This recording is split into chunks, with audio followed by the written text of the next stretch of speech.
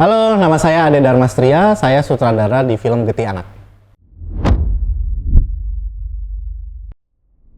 Oke, kenapa akhirnya saya mau mensutradarai film Getih Anak ini? Jadi ketika pertama kali saya ketemu dengan Bu Titin, lalu dia menceritakan tentang Getih Anak ini, dan juga saya baca naskah skenario dari Getih Anak ini.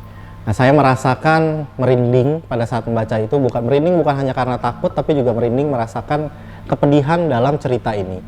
Ini adalah cerita tentang seorang ayah yang jatuh sampai titik terendah, dan saat itu dia justru harus memilih siapa yang dikorbankan.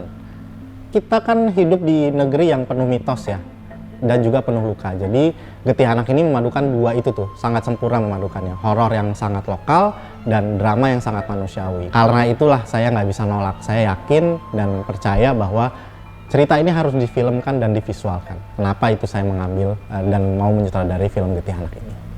Film Getih Anak ini sama dengan film pesugihan lainnya, tapi kan memang biasanya kalau film pesugihan itu hanya fokusnya di sosok gaib atau ritual. Nah, saya selain dua itu di Getih Anak ini juga pengen explore lain nih, ingin mengajak penonton masuk ke dalam pikiran orang yang melakukan pesugihan itu. Jadi kita pengen tahu kenapa sih dia sampai segitu putus asanya untuk melakukan pesugihan, apakah karena dia jahat atau dia hanya korban sistem ekonomi masyarakat Indonesia. Nah, semuanya dijawab nanti di film cerita ini. Saya pastikan bahwa film Getih Anak ini horornya bukan hanya tentang sosok gaib, tapi juga tentang rasa bersalah di mana orang itu mengambil keputusan fatal yang tidak bisa ditarik kembali.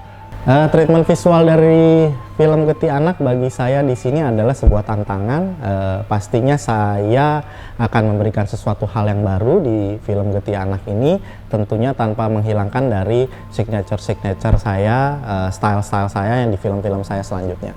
Di film Getih Anak ini saya ingin penonton merasakan itu seolah-olah dunia nyata, tapi berubah pelan-pelan menjadi mimpi buruk.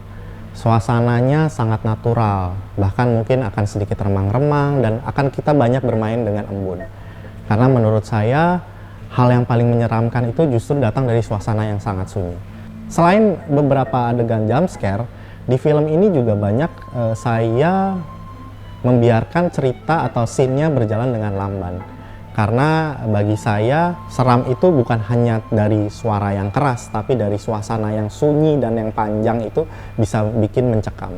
Ya, nah di sini saya juga pernah bereksperimen nih bahwa kayak horor itu bisa mencekam tanpa harus ada teriak. Halo, saya Ade Darmastria. Jangan lupa saksikan film Getih Anak di bioskop seluruh Indonesia.